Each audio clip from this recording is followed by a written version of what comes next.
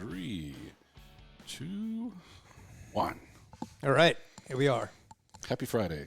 Happy Friday, Happy Sunday. indeed. Sunday. Happy Sunday. We always record this on Friday. We're on Friday. It's Sunday. You guys know.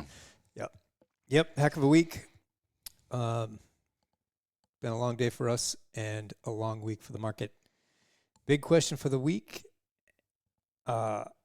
is the downturn we've had in the last couple of weeks setting us up for a bigger decline into basically is the bear market coming back, or the seasonality would indicate that the fourth quarter should be really good because the fourth quarter is usually historically really good in the third year of the presidential cycle.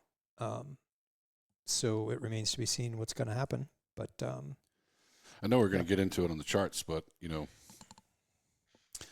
it's not as obvious as, like, when you look at the last couple of weeks, you might think it's obvious. You might say to yourself, oh, it's crashing, it's going down, it's doing whatever.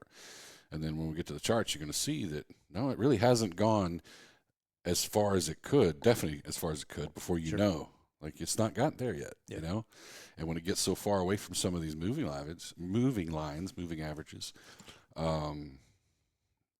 it's a lot of room in there for some up and down. Yeah.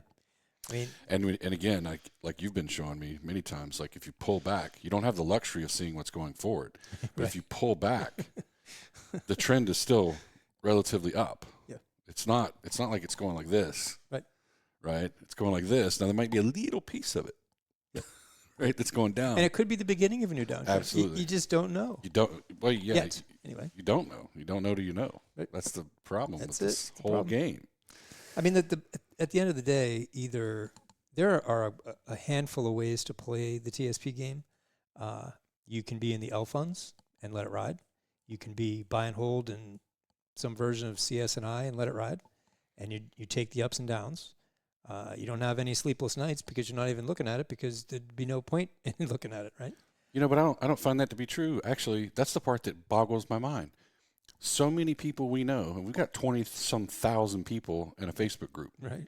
Which still kind of boggles my mind. But what boggles my mind more is how many of them are still buy and hold, which we obviously are not in that camp. So why would you even be in a group of people who's not buy and hold? Right. But I digress. But buy and hold people that still watch the market every day. Yeah, I don't understand that either. Why are you even looking at it? It would drive me crazy. That is the definition of insanity. Is I'm not going to make any changes, but I'm going to sit around and tell you why you're wrong. Yeah. I'm not doing anything different. I'm going to leave it in here for the next 20 years. Then why are you even looking at the market? Right. Why do you care? I don't know. I cannot wrap my head. It is unbelievable, though, and you know this more than I, because you're in the Facebook group more than I am. I just, don't have time, and maybe I don't have the patience. Oddly enough, I think you're more patient than I am. Oh, not this week. But it is crazy that there's so many people with such a huge opinion that are clearly in the buy and hold camp. And why are you even watching the market? If you're not going to make changes, why do you care? And I know the answer to that, though. It's just people love drama. People are people. Yeah, people are humans. Yeah. Like I said, there's a couple different ways to play the game, right? One of them is swing trading, okay? In swing trading, you buy, we use buy and sell. It's the same as reallocate into the stock funds as a buy, reallocate into the G fund or out of the stock funds as a sell. Even though you're not really buying anything unless it's new money. Right, you're not buying. It's just the vernacular, right? So if you buy the C fund, let's say, at $10 and it goes up to $12, you've just made a 20% increase. If you were 100% C fund allocated, your account just went up by 20%. So you could move to the G fund and lock in that 20% gain, right?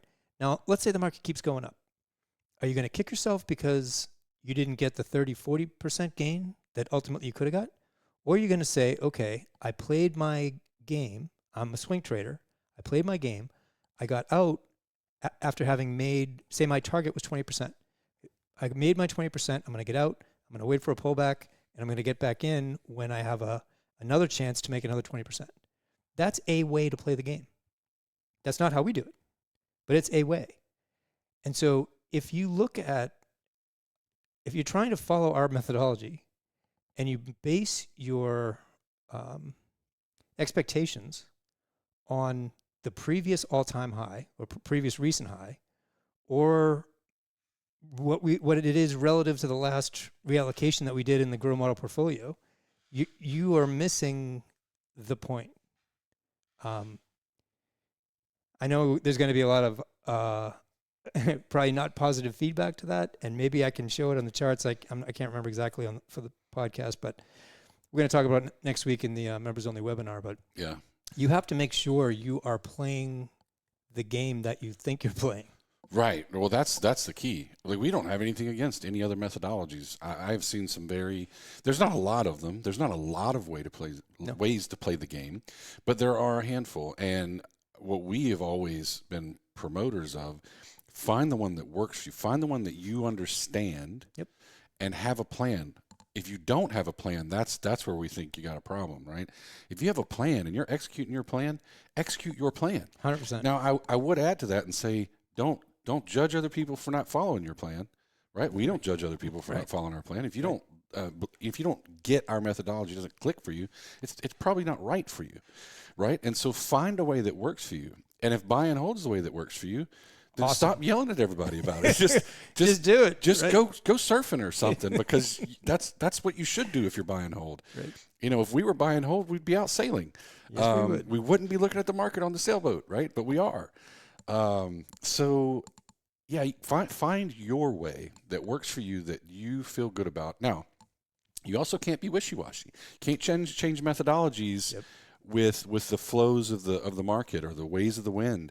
Like, if you don't give your methodology a year, you're not giving it enough time. And I don't mean just ours, right? Like any methodology, you've got to give it a year. And I would argue you really got to give it more like 2 or 3 years. You need to give it a couple of cycles. It's not really about years. Years, right. That's a better cycles. Yeah, cycles. Like, because you know what? I mean, it's amazing to me when you talk to people, what their perspective of the market is really depends on where they're at in their life and what they've seen before. Right. Like, our perspective is very different because we have seen some massive declines in the market and been a part of it, right? And thankfully escaped them because of this methodology. But that doesn't mean it's the best methodology. It just means it's one that we understand and we play, and it generally works out well for us in the long term. And if you find one of those, but you got to let it play out. You can't be wishy-washy and 1 month I'm a swing trader and 1 month I'm going to grow my TSP and the next month I'm going to be buy and hold. You're going to go crazy. You're going to kill yourself. That's why we make this an education site. And, some people roll their eyes at that, and they, I don't understand why. Like, literally, we have zero need to do this podcast if we weren't trying to educate people. Because this podcast is free. Yeah, I think a lot of people appreciate it. I know. They do. We tend to get sucked into probably the 10% that are louder than the 90%. That's true. And we do get lots of kudos and thanks, and you guys don't have to thank us more. We know why we're doing this, right? We literally do this because nobody did this when we were coming up through the government and the military, and we've got kids in the military, and maybe someday they'll be in the government, whatever. It depends on what their career path is, but the point is we didn't have that stuff. There was nobody talking about the TSP, and definitely nobody talking about how to manage the TSP. Nope. I mean, I remember when I was in the Army, and we didn't even really give the time. We didn't even think about the TSP. We had access to it. Why would you do that? Like, first of all, we had a decent retirement. That's gone. Back then you did. Yeah. That's gone. A decent pension. I would argue that the blended retirement system could potentially be much better. Be way better than what we had. It's just not guaranteed because you have to manage the TSP part of it. And if you're not willing to do that, then no, the pension ain't that great. Like, I don't know if it's worth it to stay in the military for 30 years. What's great about it is if you do 10 years now. That's where I was going. Yeah. That's where I was going. You're not held. You're not stuck. Stuck, right. Yeah, this was one of those guys. I went to 32 years. Most of that was reserves. I only did 11 years active, but the rest of it, I wouldn't have hung out. Right. I can't say I enjoyed the last few years. You didn't years. like the foxholes? Come on. I can't tell you that I enjoyed. You should have been in the Navy. That's why. I was too old to be doing that stuff anymore, and I was ready to go. But I wasn't going to go because I wanted the retirement, right? And so the good thing about the blended retirement system is you don't have to. And you can take it with you. Yeah, you can take Right. it with you. Take that TSP. I mean, you definitely could build, couple $100,000 in your TSP over the course of 10 years, Yeah. and say, hey, I've done my service. I'm going to move on to something else. And you're not out everything, right? You take that TSP with you. You roll it over into an IRA and keep Yeah, keep on managing going. it. And Yep. yeah. Anyway, we kind of digress in here, but we wanted to, just. Sometimes you just get right into the slides, and I think we've definitely had a long week, like many of you have, because we toil over the market probably just as much as anyone else. I'm going to argue probably a lot more than Yeah, anyone else. A lot more, but definitely you do. I toil just a little bit less, but we do look at it with confidence, knowing that we have our plan. It might not always be completely in agreement with what everybody else expects, but we haven't changed our plan, and the plan is being executed. You don't have a crystal ball, so you can't always be perfect, but as it stands right now, even with the dip in the market, the plan hasn't changed. No, not at I all. mean, the lines in the sand haven't changed. I think the only thing that we did notice this week, and I was going to get to this later in it too. I think it probably is good to at least kind of poke at it a little bit now. If you are a member, right? And so the difference is, if those of you that watch the podcast and maybe you're not members, you don't really know the difference when we talk about it. So we have a subscription site, and with that, you get a lot more analysis. We send out a weekly newsletter with a wrap up of the way more detailed than this podcast, right? Jerry also puts together these market updates when something significant happens in the market, and we also send out alerts when we change our model portfolio. And you can go on our website to see what we mean by that. So the point is we have subscribers that pay for that. And if you have been reading the newsletters, right, the analysis that comes out every Sunday, Jerry does a video and he does a write-up. So whatever way if you want to read, that's great. If you want to just listen, great. If you've been watching or reading those the last 3 weeks, and you've paid attention to the alert analysis that came out the last one, and you've watched the market updates, there is no way you can be that surprised at where we're at, right, because we're telling you, like, it's there. You might not be paying attention. Yep. Maybe that, but we definitely have given that some thought to, like, hey, I mean, maybe sometimes we just got to walk around with a bat and going, listen, listen, this is what's going on, right? And so if your risk tolerance was really low the past couple of weeks, you've been like wringing your hands, 100%.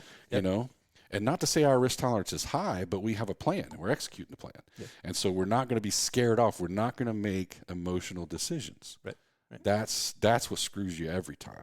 And if you're going to trade with emotion, man, you just might as well go do something else. Yeah, it's brutal. Because you're going to be bad. It's going to be hard on now, yourself. do buy and hold, because ultimately that is what screws people the most, and it's why the 50% retracement level, which a lot of people don't know, is not actually a Fibonacci number. It's a behavioral finance. It's a behavioral finance number. Yeah. The 50% retracement level is the point where the majority of people throw in the towel. I can't take it anymore. I lost half my money. I'm getting out. And as soon as the majority does that, the market turns and goes back up. Yeah. It's all human nature. Yep. Yeah, it's pretty Human unbelievable. nature. All Let's do it. So we're going to take a look. We talked about smart money the last week or two, but I got something else I want to kind of point out about that.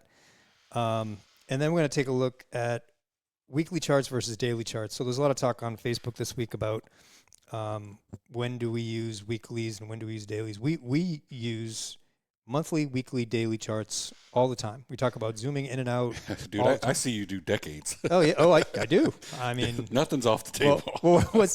You I think you saw it today. The dinosaur at the beginning of TradingView, right? Yeah, begins. we've really dug into TradingView. It's a software platform that really works better for us. I think if you're doing simple stuff, stockcharts.com worked for us for a long time, but we're doing some pretty complicated, analysis now. And so it's funny. I've never really scrolled all the way left, right?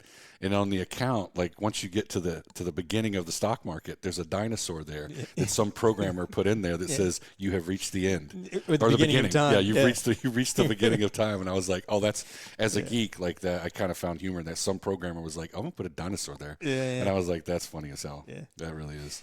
So so we look at all kinds of different time frames. when it comes right down to it, if you follow the market on a weekly basis, you probably want to use weekly charts to make your reallocation decisions. If you follow the market every day and you have the time and patience and interest in doing that, you probably want to use daily charts to make your reallocation decisions. I look at 4-hour and 2-hour charts sometimes because sometimes that can give you an indication of what's going to happen on the daily chart. So look at all of them and figure out which one works the best for your circumstances in life and your risk tolerance. Right. And in order of transparency, because this is an educational podcast, like I am way more inclined to be a weekly trader. Yep. We do this full time now, but my side of the gig is, all the back end, all the technology and the podcast, like all that other stuff, right? Jerry's the chief investment, analyst, right? He's doing all that. I don't, and this isn't just about the TSP. This is really anything. My IRA, anything. I don't want to trade it daily. First of all, I know that I'm not going to do any better, yep. Right? And it works against you in a lot of cases. So I tend to favor the weekly. And if you pull back and look at a 30-year, like if you look at your lines in the sand on a weekly basis and you pull back and say, how would that have done? It's going to do pretty darn well. Yep. Right? And I'm playing this game. This is in our life. This is our next chapter. This is our next 20 years. Yep. We did our 30 years in the government and so on and whatever.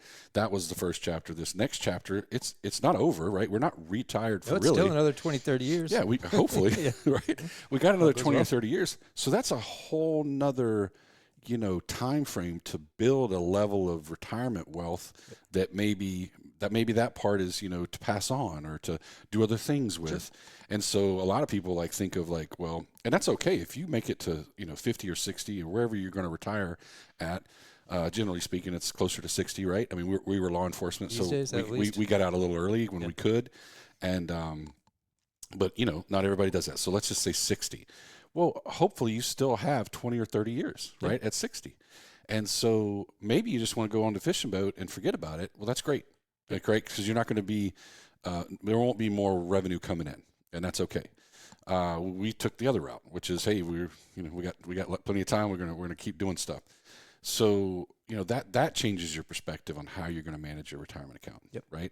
How is the end goal to make it to 60 and live off that for the next 30 years? You got to be really paying attention and doing well, right? And then if it's hey, I'm going to use that to supplement, which is more like probably what we do, supplement while I don't have as much pressure to go out and do something I don't want to do, right? I do something I want to do for the next 20 or 30 years. But anyway, it's about perspective. Yep. And again, back to the whole daily versus weekly charts. For me, it works out. And I think probably for the average person, and I would even argue that you're going to do pretty well if you do monthly. Yeah, absolutely. As long as if you understand this is a 20-year game, right, then you could manage your money once a month and you're going to do better than most people. Yeah. Over that time period, over a long, long time period. Not over a week or two. Right. And so what that means, though, and this is actually we had a question this week about, I don't want to phrase it, basically people understanding the difference between weekly and daily charts and the drawdown that you have to accept between the two. And so I can't remember the exact question. It's going to be the topic, one of the big topics of the podcast next week. So we'll get to that when we get to it. But so let's just go to let's just start it off here. So smart money. Talked about it last week, but I have 3 more examples just to kind of put a little bit of perspective over the past, since the October bottom last year. So Tudor investment boosts stakes in big tech. Okay, that's the lead. They're increasing their position in big tech. Okay, this is from August 15th of this year. So Paul Tudor Jones, billionaire hedge fund founder, his fund there. This week was a big week for 13F filings. And so you might have seen some things from Warren Buffett and some other of the high-profile funds out there they have all the publicly traded funds have to report what their prior quarters changes in investments were. So that's the 13F filing. And so this Seeking Alpha article is talking about Paul Tudor Jones, his hedge fund. And then down here, we're going to talk about that in a minute, Michael Burry, who was the guy that was the main character of the movie The Big Short.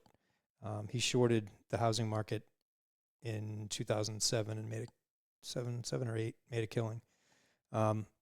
So Tudor Investments, a hedge fund owned by billionaire investor Paul Tudor Jones, in the second half of this year, increases its holdings in the C fund, right? The S&P 500. Okay, so they had 185,000 shares, and they went to 834,000 shares. Okay, huge increase in investment in the S&P 500. In big tech and Microsoft, they went from about 242,000 shares. 100 and let me go back and look at that again. Increased holding in the Spider to 185, about 186,000 from 834,000.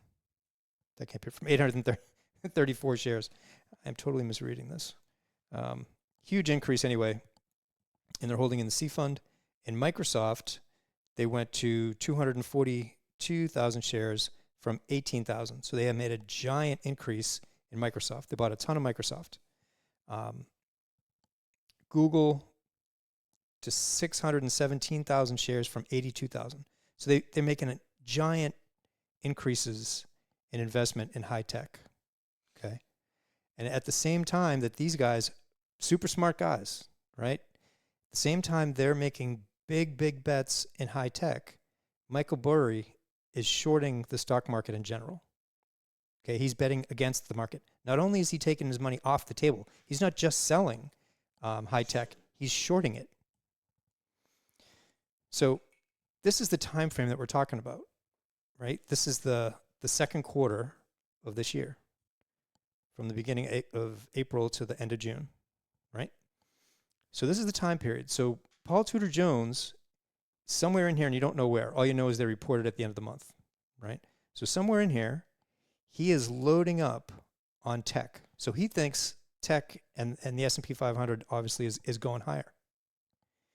At the same time, somewhere in this date range, Michael Burry is betting that the market is going to roll over, because if you short the market and it rolls over, you make a ton of money. So obviously they both can't be right, but they're two of the smartest guys in the finance world. And they're based on their forecasting models, they're making these reallocation decisions. So if you think you don't know what's happening going forward, you are not alone. One of those two guys, of the smartest guys in the world, are going to be wrong in a very big way. Okay, so this other Seeking Alpha article, this is not about Paul Tudor Jones. It's a Bank of America fund manager survey. So this is, again, smart money. It's the Bank of America fund managers survey. Okay, so fund managers boost risk, basically like Paul Tudor Jones, and they're dumping REITs, which is real estate investment trusts. So they're selling real estate down at the level, the volume of selling at the level that it was back in Lehman, which was 2008. So fund managers are becoming less bearish, right? Doesn't say bullish, but becoming less bearish, buying more stocks and tech, and increasingly confident that the U.S. will avoid a hard landing. Okay, so this is the base case now for the smart money, at least Bank of America fund managers. So 247 panelists with $635 billion in assets under management showed sentiment the least bearish since February. Okay, so since February 2022, so the least bearish. So you could say that's the most bullish, right? Based on a broad measure of cash positions, equity allocation, and economic growth expectations. So if you look at it on a chart, here we are in August 23, right? This is from the same article. This line is the most bullish since here, which is what they were talking about, February 22. It's the least bearish or the most bullish. But if you look at it, obviously, we're not up here, right? We're not super bullish. We're just more bullish than we were in February last year when the market was falling. So when you read the articles, it can be very difficult to really have it in context. Fortunately, in this article, they put that chart up there, which shows the context. So what I'm saying is, we hit a low in bearish sentiment. Smart money is starting to get more bullish, but it's nowhere near up here where the smart money is really, really bullish. Okay. And what that ultimately means is when the closer you get to a high up here is where it tends to be a top in the stock market. And the lower you are down here is where you tend to get the bottoms, right? The bottom of the great financial crisis, 2009, 2001. I mean, this isn't this is the survey. This isn't a stock chart. It's a chart of the survey. And so, yeah, the market is part of it. Obviously, people were very bearish at the bottom in 2009, but they also are bearish for all kinds of different macroeconomic reasons. But this was a big one, an extreme in bearishness at the bottom last October, and it has not unwound yet, right? It's only back up a little bit in terms of bullish.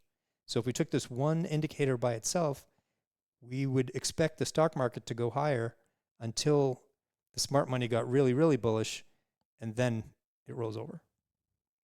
Okay. Not a forecast on my part, just making an observation from what the chart is there. So in the same article, cash allocation fell to 4.8 from 5%. That's not only the lowest level since November 2021, but it also removes the Bank of America contrarian buy signal. So which is exactly what we're talking about, when most of the smart money is bearish, they think the market's going to go lower. That's a contrarian buy signal. When everybody thinks the market's going lower, it generally means it's the time it's going to start going higher. So that's what they call their contrarian buy signal. When cash starts decreasing, it means that they're increasing in investments. And so right now, it dropped from 5% to 4.8%. If it gets below 4%, that flashes a sell signal. That's when they want to start selling stock, because there's so little cash on the sidelines now that things are bought up. And so it's a contrarian signal. So fund managers are still underweight stocks. As of the 15th, I think this article was. Fund managers are still underweight stock. C fund, the NASDAQ is the QQQ, and IWM is basically the S fund. But exposure rose 13 basis points to a net 11% underweight. So exposure rose, so they're adding more to their position, but they're still under 11% net underweight. The lowest underweight since April 2022 was also the biggest monthly rise since November. Okay. Looking at the economy over the next 12 months, a soft landing is still the consensus. Okay, 65% are expecting of the smart money is expecting a soft landing. Another 9% expect no landing. Like, we're not going to have a problem. We're just going to keep on keeping on. And then 20% stayed the same of people that think the market's going to crash. So again, this is the smart money, right? They're not all on the same sheet of music.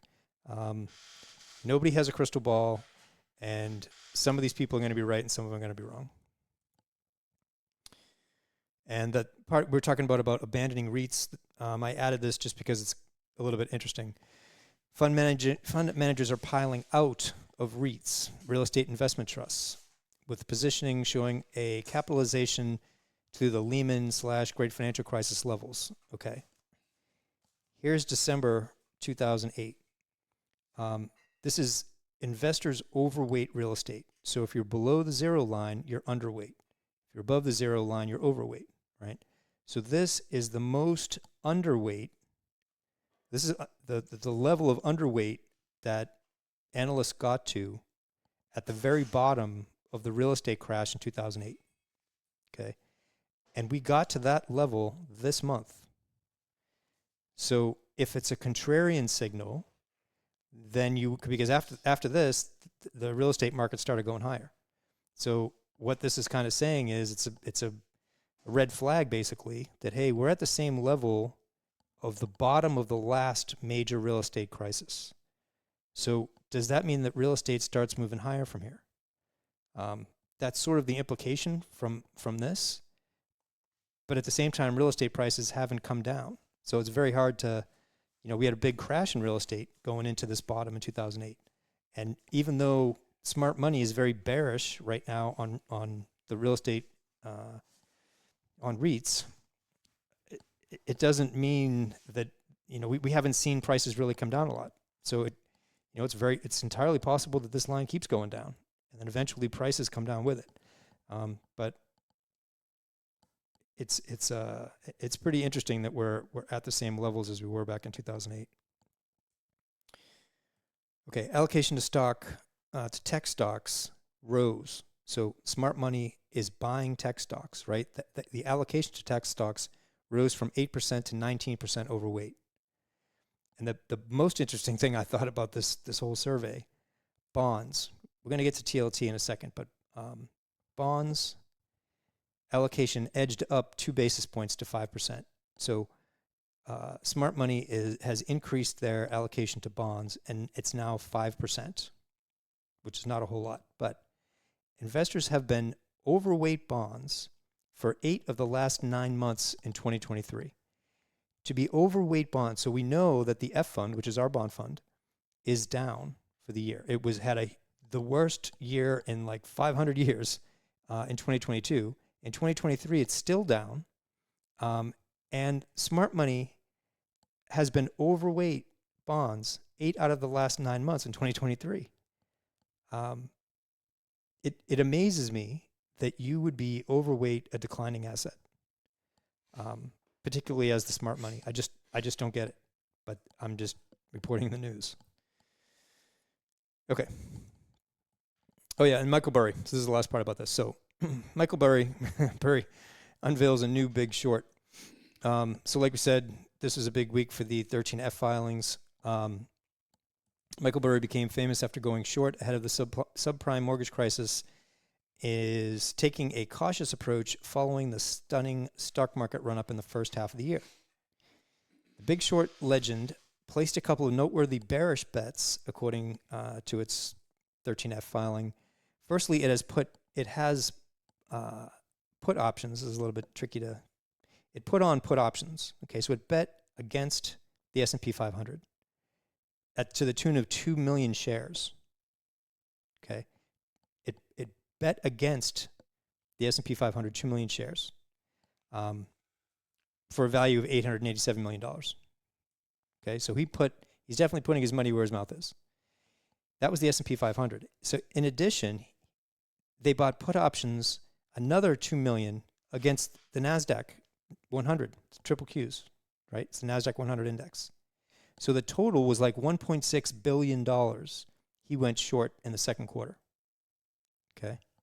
And like I said, Warren Buffett also has his 13F filings out. You can Google it and find it. It's public. But again, this is the time frame. So somewhere in here, let's say it was the middle of the time period. I have no idea when Michael Burry decided to sell short, but if he shorted the S&P 500 and the NASDAQ back in here, he was losing a ton of money until here, right? If Paul Tudor Jones went long, bought a ton of tech here in the middle, he was making a ton of money here. And so who knows where this goes going forward. But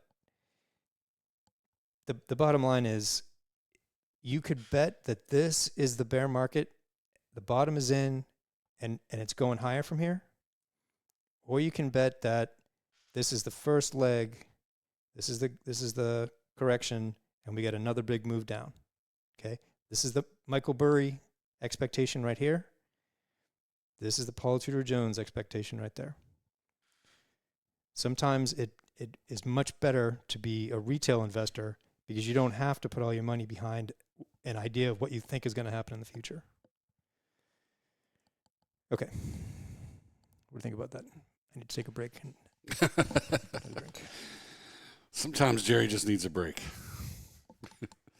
Drink some of that old Forester coffee. Yeah, Forester coffee. What does that say?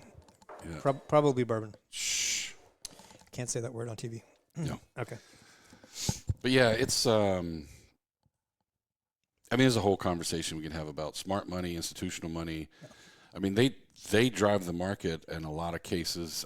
We were talking about this the other day. I kind of make the argument nowadays, because we all of us retail investors, the little guys, gals, have access to things we never had access to, that we have a lot of impact on the market, a lot more impact on the market than we used to. Yep. So I would say it's definitely not overcome institutional investors, right? No. But we do drive the train a little bit, even though it's a little bit smaller of a push, right? Our collective drive of that train generally comes from passive ETF investing or 401k investing. So if you are a C fund buy and hold person, Right. let's say, C fund is the S&P 500. Mm-hmm.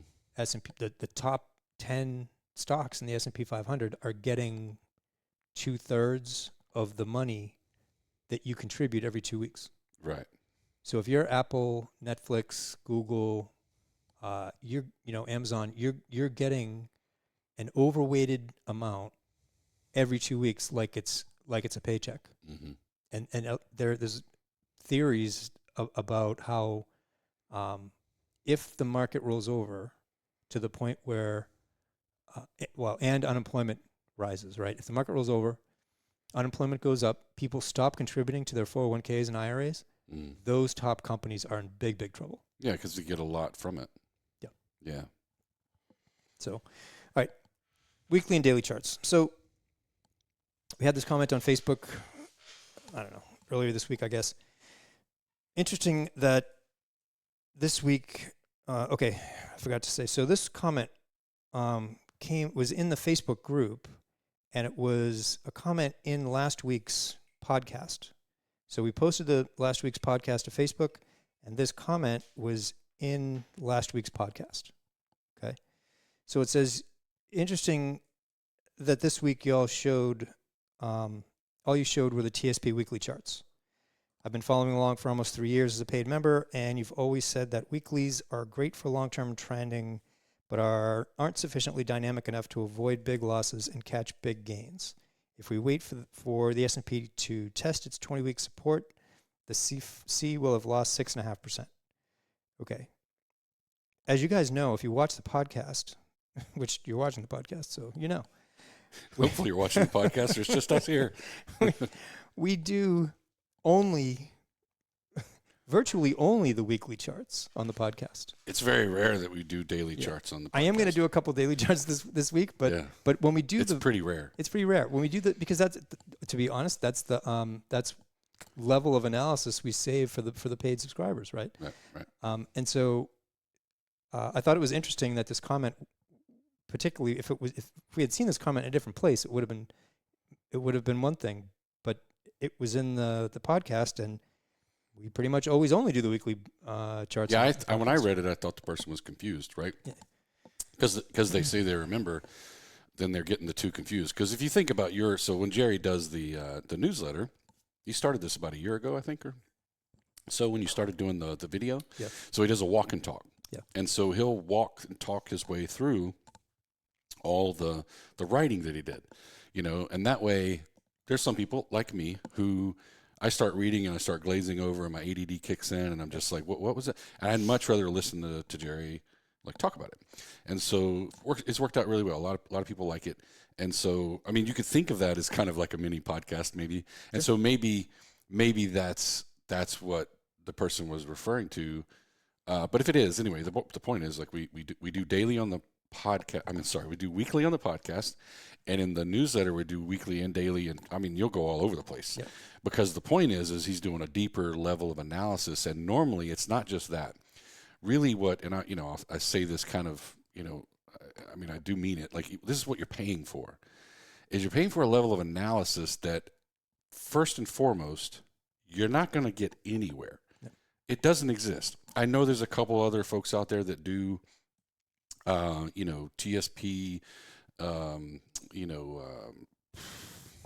forget the term. TSP related. Same kind of thing, Yeah. but not to that level. I haven't found it. If you have, like, send it to me. I want to, because I actually pay for their stuff, not so I can. I want to see what other people are doing, right? Sure. So anyway, the point is that you take that analysis, and what you're supposed to get from it is, okay, I've given you the lay of the land. Mm-hmm. You need to take that information, and you need to put yourself, your personal circumstances, your risk tolerance, your situation in life. What will you do if this happens or this happens or this happens, right? Not what will we do. We're going to tell you what we're going to do because we're transparent. But that doesn't mean that necessarily that's what you should do, right? We tell you what we do so you can validate what you do. And sometimes it could match, right? Sure. But if you're absolutely risk averse, like, I don't want to lose anything, you might get out quicker than us, right? And it's funny because, so many people have accused us of being conservative. Right. And then a week like this comes and we're like, we're not really conservative. Right. We have a plan and we follow the plan. And you can't just stop following the plan because you feel like it. Right. It doesn't work that way. Yeah, it gets very difficult on these weeks that have big drawdowns. It hurts. It stings. Well, let's talk about that word big. Yeah. Okay. Right. Sure. Actually, let me. Big to me. Let's go to this. Let's go to that chart as we talk about this this piece of it, because they don't get to see us though. I'll leave that chart up for a second, right? Okay, And so we'll come back to it. Okay, we'll come back to it. But that's a weekly chart of the C fund. Right. But big. Let's talk about big losses, right? And so that chart right there, the last big loss was COVID. The first big loss. Well, the most recent. Yeah. The most recent big loss is COVID, right? Okay. Before that, we've had several. Right? Well, the last big loss, I would argue, was 2022. Oh yeah. Okay. The point what I'm trying to make is that this week wasn't a big loss if you put things in perspective. And if you're not willing to, so this is actually, and this is personal, right? This is not a grow my TSP thing, right? This is Conan. I'm going to put a disclaimer on it because I'm not speaking for Jerry or, our whole group, right? All I'm saying is that the way my little brain thinks about it is, I'm always willing to accept anywhere. I like the 1% to 3% range of loss. Let's talk about loss first. Drawdown. Okay. That's a better way to put it. The upsides are easy to absorb, right? That's the easy part. Sure. But let's talk about drawdowns. I'm always okay with a 1% to 3% kind of wiggle, and because it's just the way, how could you get any better than that? I'm really, really comfortable with anything less than 5%, right? And I'm saying, I'm giving you guys my perspective, so because you need to figure out what yours are, right? This is called your risk tolerance, right? And so this is part of the risk tolerance, and you have to, the people you guys are listening to this, you have to find out what you got to put a number on it, right? And know what you're willing to gain or lose, draw down, whatever the word you want to use. Sure. Yeah. But for me, I'm good with that 1% to 3% kind of wiggle room. I'm really good with anything below 5%. 5 to 8, it's when I'm start to this. So anything over 10, right? Now I'm like, okay, I start questioning my decision. Right. I question my plan, right? I question my plan if I have a drawdown of more than 10%. Yep. And you might say, well, why would you be willing to lose 10%? I mean, I don't want to. Right. I'm just saying that sometimes the market, especially we're in this world where we're going pretty much sideways, maybe a little up. It only looks up if you look back once it's done. Yeah. Right. But when you're zoomed in, it's sideways. If you don't have these kind of, we talk about lines in the sand all the time. If you don't have these lines in the sand drawn out for what are you going to do next, and if you also don't have lines in the sand of saying, here's what I'm willing to risk and here's what I'm not willing to risk.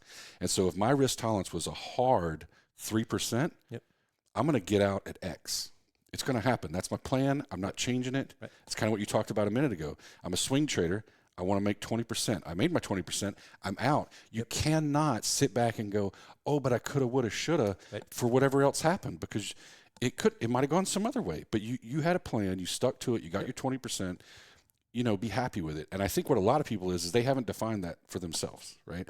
They haven't defined what their risk tolerance is and put it in perspective. I don't want to take a 30%, 40% loss in my retirement account. Mm-hmm. I don't care. I don't want to. Can I take a 6% loss? Yeah, I don't want to. Right.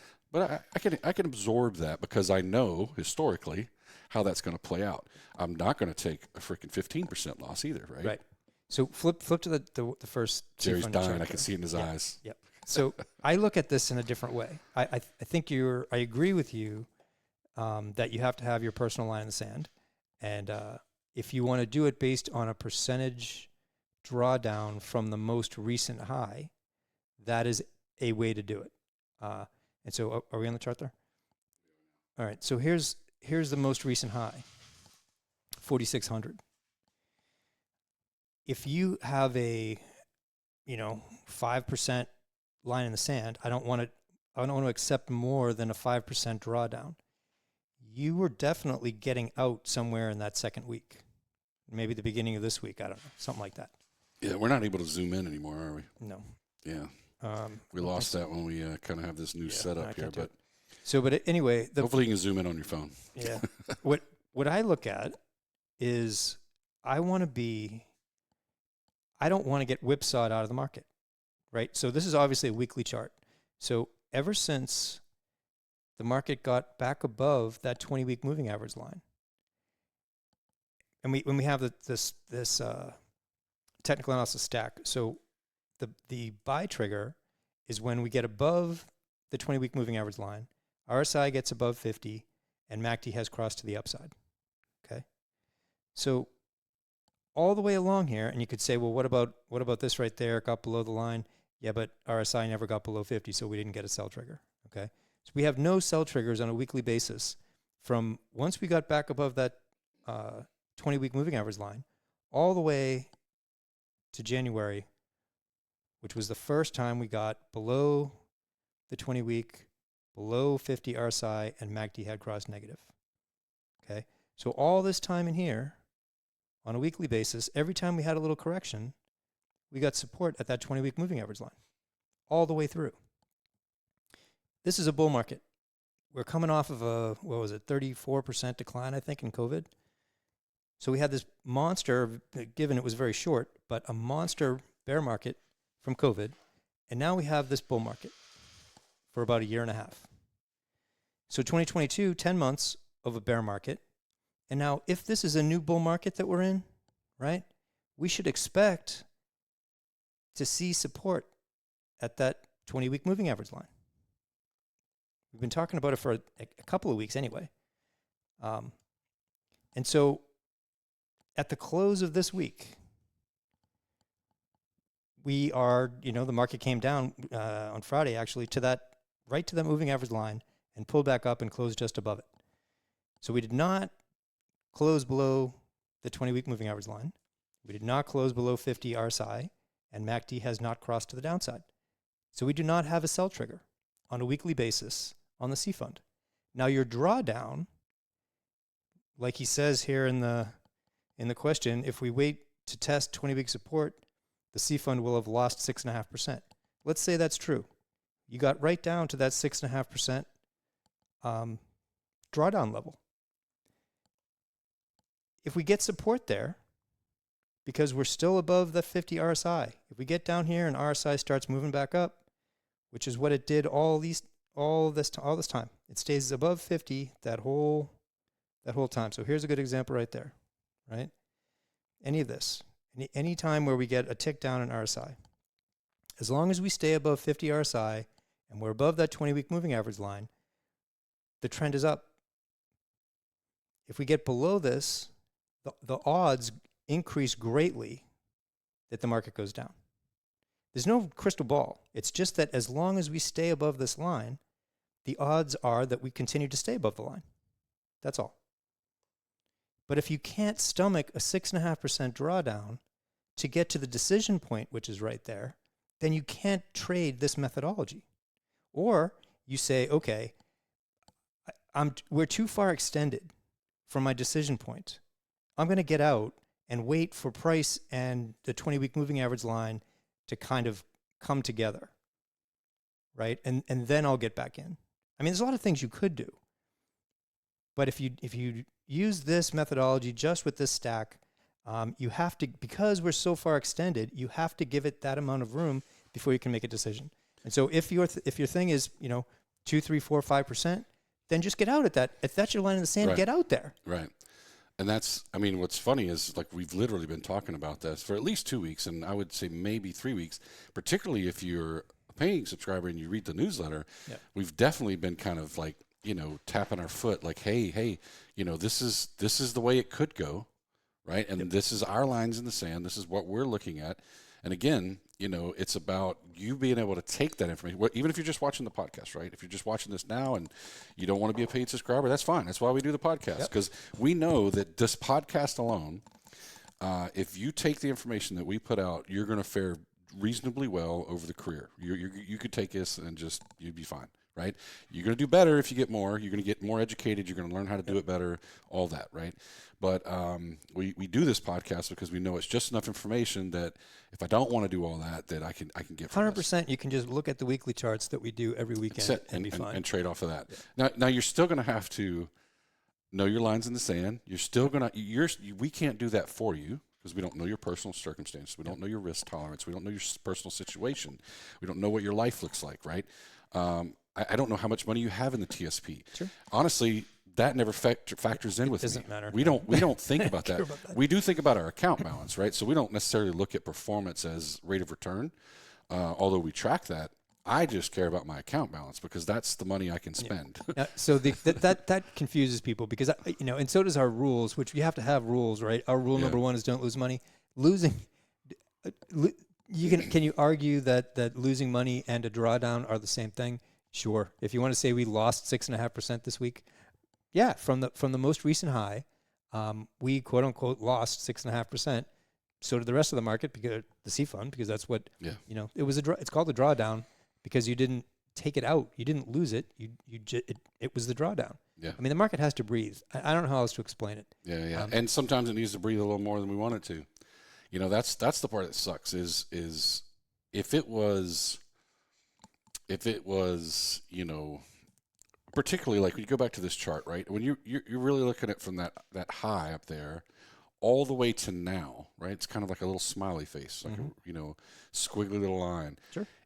When you get past that far enough, right, and we move on with our life, let's say a year from now or whatever, you're going to go back and look at that, and the market's going to look sideways. Yes, that's right. It's going to be is this sideways line, right? That's when I'm talking about perspective. That's what I mean. You have to keep it in perspective. That whole line going across there really is just a flat market, even though on a daily basis it's kind of rough. Yep. Right? Yeah. It's a rough time in there. But you have to keep perspective to go, okay, in the big scheme of things, the market is generally going sideways. There's no winners and losers in a sideways market. No, it's just the cost benefit of what you. I mean, if you get in and out, if the market's going sideways and you don't do anything, then you're good, right? Yeah. Well, and the problem is your opportunity cost. That's what. Yeah, opportunity cost. But so we get 2 moves a month. Generally, right, 2 moves a month, and by noon, the restrictions. The restrictions keep us from really playing. So, what is the time frame from that top to where we're at now? I can't ever read the chart. Top in 2022. Yeah. This top. Yes. Yeah. So how many months is that? 3, 6, 9, 12. I thought it was over a year. That's where I'm going. I mean, it's 18, 19. So, guys, just so you know that, like, my little laptop, that screen's about this big. Yeah. I can't see any of that. It's a little bigger for Jerry and hopefully bigger for you guys. But the point is here is, perspective-wise, you're going to look back at that. It's like it's just a line across there, right? And given the restrictions we have, it's very hard. And you don't know that that's going to be a line when you're playing the game, right? So you don't know that. So you have to go with what you know and what you can confirm. So that's the whole zoom in, zoom out. But I always like to keep it, perspective in my mind. Am I in a market right now that's generally going sideways? If I think so, then, there is no way to play it better given our circumstances, right? We can't trade it the way you would if you didn't have these restrictions. It's just not possible. For sure, we're not in a one directional market. Yeah. Right. That's for sure. The worst case scenario for us is that we do like this for a long time, and there are a lot of smart people that think that's what's going to happen. I know, and it's hard It's to play frightening. regardless of what methodology you use, and not just us. It's hard to play that game in the TSP. It's hard to play that market. It's hard to really kind of, and trust me, it's all we do. Yeah. Really, it's definitely all Jerry does. Is try to figure out, what indicators might give us a leading indication, right? A high probability that it is going to do that. And if we kind of have a high probability that it's going to do that, that changes the way that we attack it, right? And what we do. And so we're constantly doing that. And, and I got to say, whether you take this week as an example or not, I'd argue we've gotten better at it. Right? Yeah. Absolutely. If you were around, 5 years ago when we were barely doing this, and mostly because it's our day job now, right? We're here all the time. But, I say all this to say that I go back to the chart. If you're watching this podcast, and I hope you are watching it to learn, right? Listen when we talk about things like, find your line in the sand, make your plan. Don't just take what we say and say, oh, Conan said buy here. Right. Like, hopefully we're not saying that because we're not trying to say that. No. It's just take this stuff for what it's worth, put it in perspective, and sit down and make yourself a plan and go, okay, think to yourself, you know what? I don't really know.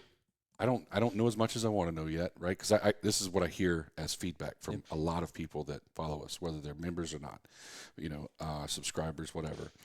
Like, I get this feedback a lot, and it's like, hey, you know what? I'm not there, but I'm interested. I want to know more, and I actually hear this more from younger people, which I like, right? Yeah. And they're like, I really want. Like, I'm not there. I'm like, okay, well then it's okay. You don't have to be there yet. Take a step back, make your weekly plan. Yeah. Sundays, watch the show. Monday or Tuesday, make your plan, execute your plan. Like, that's it.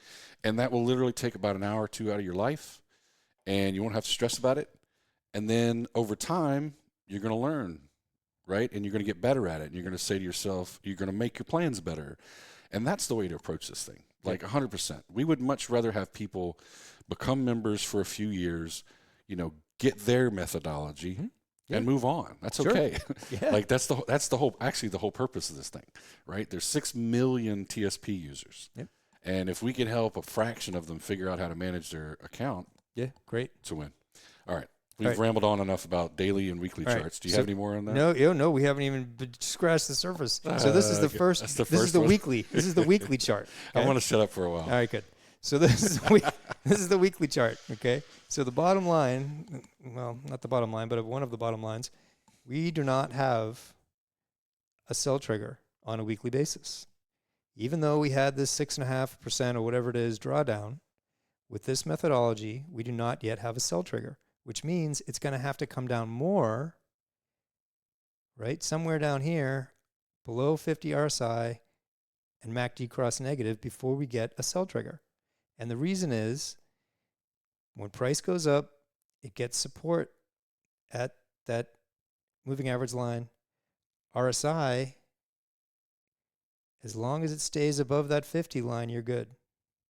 When it's above 50, price is going up. When it's below 50, price is going down. I mean, it's very, in hindsight, it's very simple.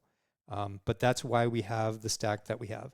And like I said, next weekend's podcast is going to be all about that stack and this idea of, can we build something that is more sensitive? Is there a better stack that we could have that could get us out like here, right? So we'll talk about that next week, but for now, that's what it is. All right, if you go to the daily, okay. So let's say you're looking at the market on a daily basis. Here's the bottom from COVID. The red line is the 50-day moving average. The blue line is the 20-day moving average. Okay, and RSI is the same, MACD is the same. So most of the time, when we get back above this 20-day moving average line, most of the time we get support there. Right? Most of the time, support above that 20-day moving average line. When price breaks below the 20-day, right, when it gets below the blue line, then it tends to find support at the red line, at the 50-day moving average line. Okay? All the way along. We got a couple of crossover points, right? But for the most part, over that 18-month period, if it broke below the 20-day, it found support at the 50-day. Okay? Until we get up here where we have a big breakdown. We actually had a death cross, right, between when the 20-day crosses down through the 50-day. That's significant. Okay? So that's what it looked like in a bull market on the daily. Then if you go from, because here was the 2022, right? So here's the top. So now here's the top in 2022. Once you get below that 50-day, it becomes resistance. Yes, there's a couple of overshoots, right? But for the most part, if the 20-day becomes resistance, and if you get through the 20-day, then the 50-day becomes, so it's the reverse of what it is in a bull market, right? So if you look at, here's the low in October. The market rallies. It's consistent with all these other rallies that we had, right? If you do the trend line, it's very consistent with the rest of them. Once we got past that, this was really the beginning of a possible new bull market right there. Okay, because we're out of this range. Okay, now we're in an uptrend. Once we started that uptrend, we started getting support when price got below the 20-day. We started getting support at the 50-day. Okay? Support at the 20-day. So now the question becomes this week, or over the last couple of weeks, are you willing, this is a daily basis again, are you willing to let price come down? It comes down to the 20-day, and that fails. Are you willing to let it come down to the 50-day before making a decision? Because all through here, it came down to the 50-day, and price kept moving higher. Right? So are you gonna, now, and given, because we just said, we just started a new bull trend right here. Right?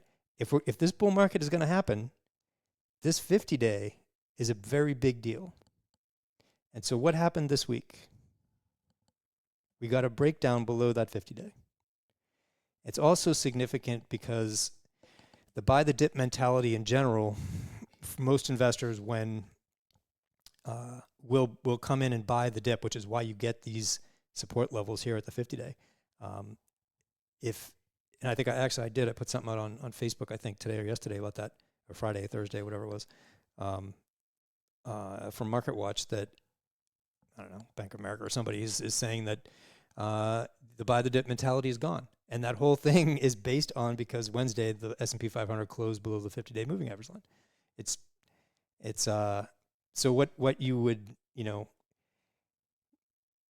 if you think that we're in a new bull market and you're willing to, and your risk tolerance allows you to let price confirm whether or not it's likely that it plays out, then okay, you're going to take that drawdown and be okay with it. And then once it says, nope, I'm below the 50-day, okay, then make a decision.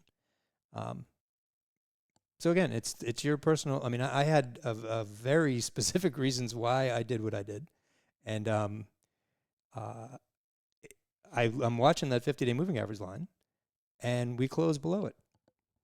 Fine, I'll make a reallocation. Right? I don't stress about it. I would have rather it got support there, but it didn't. We'd all rather things, right? I mean, come on. We all still hope. Sure. But hope is not a plan. No, not a plan. All right, that's just. Do you guys see that? You can't see between the lines. I point at that every once in a while, but nobody ever really sees it. You guys know I got in a lot of trouble for saying this one time. Dust bunnies on that one. Got a little dust bunny. That's over there, yeah. Hope is not a plan. It's just not. Jerry even got me a T-shirt that says that. Hope is not a plan. It's not a good plan. That's the difference. And I like this because it says that. Hope is not a good plan. It's a plan. It's not a good plan. We all have hope. All right. At any rate, that was the that's where kind of where we are right now. And that is probably the deepest dive into the daily analysis that You've ever done. the podcast is going to get. Yeah. Because that was actually further than what I wanted to go. All right. Bonus chart, TLT. So VLGSX, write this down or whatever. VLGSX in the mutual fund window is almost exactly the same on a percentage basis as TLT. Okay? So if you want to play TLT in the mutual fund window, this is the ticker symbol to do it. We have a lot of people asking about mutual fund window and what we're doing in the mutual fund window and all that. We're not incorporating the mutual fund window into this Grow My TSP thing that we do. You can trade the mutual fund window every day. We're not doing alerts in the mutual fund window. No. And honestly, we just haven't seen the benefit. No. Now, coming up, there could be, if this market crashes and bottoms, and there can be all kinds of benefits, and we'll do shows about it, and we'll in the newsletters. But there's no way we could do alerts. No. There's too many options. There's too many ways to play it. It would just be mind-boggling. Yeah. It's a full-time job, and I'm not. I could do it, but I'm not taking that as a full-time job. Yeah, we're not. Yeah, and there's not enough upside to make it your full-time job. I would argue that even if you know, right? Let's just say you're out there and you're really educated, you know how to do this stuff. If you're going to put that much effort, move it over into a brokerage account. Yeah, and go after it.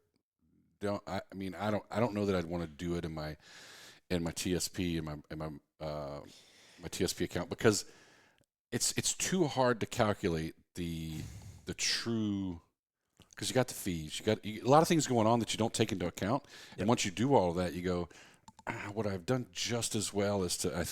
My gut told me after I looked at it long enough was like, the juice isn't worth the squeeze. I mean, my thing is you only can put 25% of your account in there. Yeah, that's what I mean. Yeah, I'm leaving out a lot of pieces, right? Yeah. But the point is like when I now what I think they did was created this to placate us. Oh yeah, 100%. Right? We gave it to you. You don't want to use it. Well, that's because if they'd have put ETFs in there, that'd be different. We would be on like a pot of neck bones. I mean, if where are you from again? From the north of Yankee. From the north of Alabama. It'd be on like a pot of neck bones. Oh my goodness! It'd be on like a pot of lobster tails. Yeah, there you go. There you go. Same thing. I actually picked up in Arkansas. I'm from North Carolina, but that's an Arkansas saying that I got. But yeah, man. I mean, we'd be going at it. Like if you gave me ETFs in there, story changes. Yep. And I don't want mutual funds. No, but if we had ETFs, then all of the non-retired peeps out there would be in front of the computer all day, trading ETFs. Day trading, yeah. All right, but anyway, if you want to do it, VLGSX. So this is a chart of the TLT, right? TLT is the 20-plus year Treasury bond, so it's a long Treasury bond. Not the same as the F fund. F fund is more of like a 8 to 10 year duration. It's a basket of bonds. So and it's not just treasuries. It's also corporate bonds. So F fund chart is similar but a little bit different. But TLT. So back here, and here's your dinosaur. So this is when the TLT was created in 2003. So a couple things up on this chart. The only reason I put this dotted line right here is because it really, really shows kind of the value of trend lines. I mean, you connect those bottoms, you get you have all these points, right? I mean, how does the market just come down to that level and bounce every time? I mean, there's no doubt that in the value of the support and resistance at the trend lines. And then when it breaks through, it doesn't just break through. It powers through, right? That's a severe break of the trend line. So that was just to point that out that trend lines are significant. These lines are the Fibonacci levels, okay? So if you start down here at the beginning when the fund was created, and you pull it up to the top, the all-time high, okay? If you come down to the 50%, so basically that fund lost half of its value if it comes back down to 82.62, okay? So Fibonacci extensions were the second thing. The third thing is the Elliott wave count. So here's the top. 1, 2, 3, 4, and we are in this 5 wave, right? We're right here. We're in this 5 wave down, okay? Measured moves. This black line right here is the same length and angle as that black line right there. And in Elliott wave theory, wave 1 tends to be the same length as wave 5. So this is how you do projections. So personally, I am looking for, the more indicators that overlap, the better off you are. So in this case, we're looking at 2 indicators, right? Fibonacci retracements and Elliott waves. So the Elliott wave count puts us basically to 80.5. The 50% retracement level puts us to 82.6, essentially at the same exact place, right? So you got a little window right there.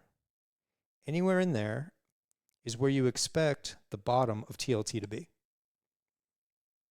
Doesn't mean it has to go that low. It only has to get below this line. But this is, theoretically, the theory is that where it bottoms, okay? So when it gets below this level, say it gets to here.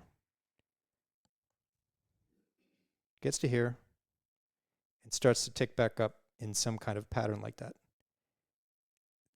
It's telling you this is probably the bottom, and we start moving higher from here, right? Because we had a 1, 2, 3, 4, 5 for a 1, we get an ABC correction off of it, and then another 1, 2, 3, 4, 5 down.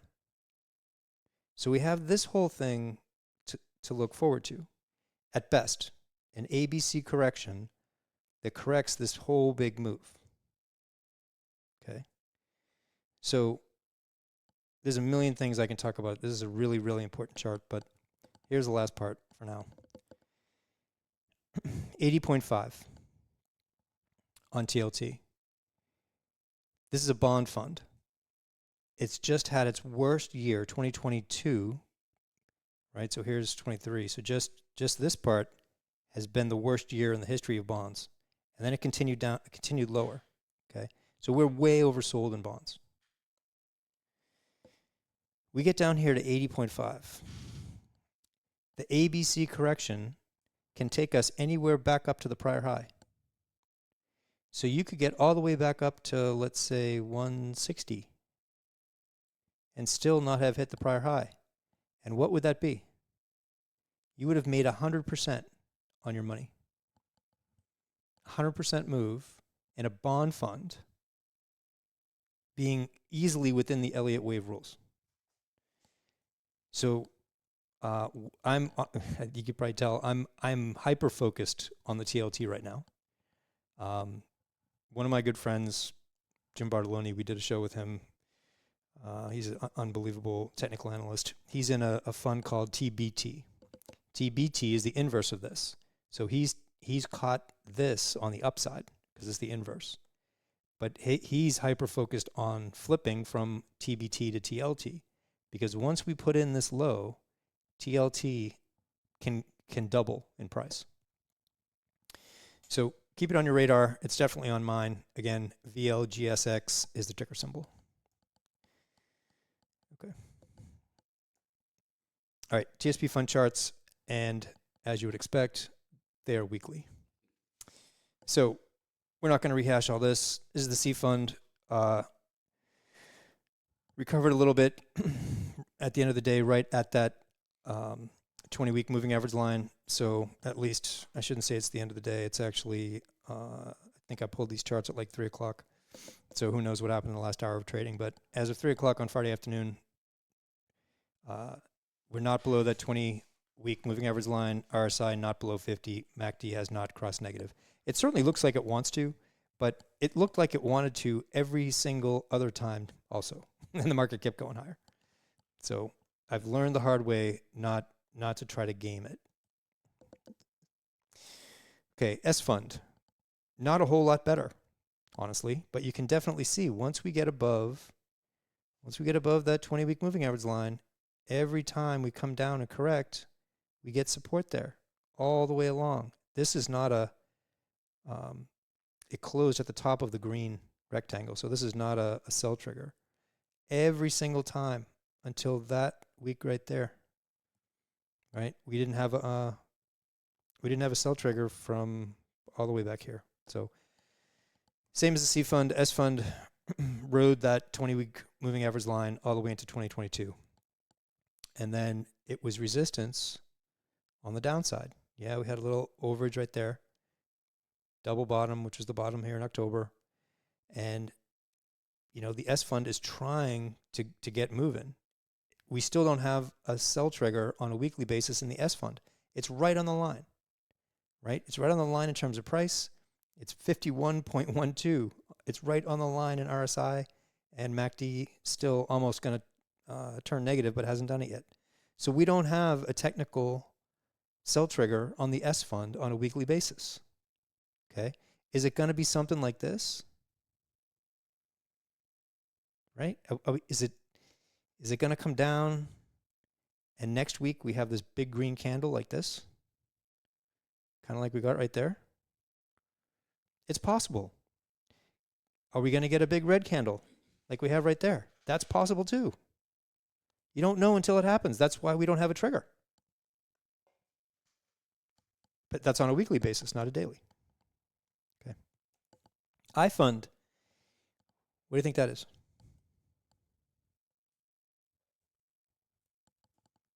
You asking me or them? Yes, no, I'm asking you. Because they can't answer, but you I can. can't see it. You can't see it? No. Oh, that's too bad. Yeah. No. That's a monster sell trigger. Is there a big gap down there? Yeah. Yeah. I mean, okay. that red tick this week started and ended below the 20-week moving average line. Yeah. You're at 45.33 in RSI, and MACD turned negative. So that's a sell trigger. And so on Monday morning, if I was in the iFund and I was only, so this is just for the one fund, so it doesn't talk about the distributions between the three and all that. Right. But you have, again, it's an education point, right? You have a clear sell trigger on the iFund. So now you can expect that the iFund is going to continue down, right? It looks much more like this. I don't have a good example of it here because this isn't a very good example of it. So this could still happen, right? I mean, who knows? This is a sell trigger on the iFund. Okay. F fund. We've been talking about it forever. It's similar to the TLT, but not exact. But if you're not in the mutual fund window and you want to play the F fund, which is our bond fund, we talked about the 1, 2, 3, 4, 5. This is the top. It's the 1, 2, 3, 4, and we are now in this fifth wave. Once it gets below the 3, it can go however low it goes, but I would anywhere down here at 70, I would be looking for a move higher. And if we got down here at 70, the F fund is not a leveraged fund. The TLT is, so you're not getting the kind of, you're not getting 100% move in the F fund. 80 to, you're not going to get up to 160, right? The prior high is 118. But if you're in the F fund, it's a relatively low risk. Bonds by their nature are relatively low risk. So you're getting in here at an absolute historic low if you can hang on and wait for the low and then the uptick in bonds. All right, it's been a long one. Questions? Hopefully after this episode, you have a lot of questions. I hope so. And we need more fodder for new shows. Yeah, well, we like answering them because it's nice to be able to get actual questions and, and work with it. But so if you have questions about the podcast, about anything, just put it in the comment section where we found the video. If there is no comment section, you can always shoot us an email at support@growmytsp.com. The support crew will send it over to us, and then we'll do our best to answer it either, directly, or a lot of times we'll answer it on the podcast. Yep. Yeah, okay. It was a good one. Yeah, it was a good one. A little longer. Not too bad. We used to be at like an hour and a half. Yeah. This is longer than recent ones. Yeah. I tell you what, man, I'm really I wish I had a crystal ball because there are a lot of really smart forecasters that are looking at the fourth quarter to be extremely positive for Yeah. stocks. But there are also a lot of smart people, obviously like Michael Burry, that are betting that the Shorten market it. is going to absolutely tank. And that's why we don't try to do it. You know, I mean, we watch, you know, Bloomberg just like everybody else, or CNBC. You know, I watch a lot of Yahoo stuff. But at the end of the day, you have to just listen to all of it, kind of, you know, let it soak in, but have your plan.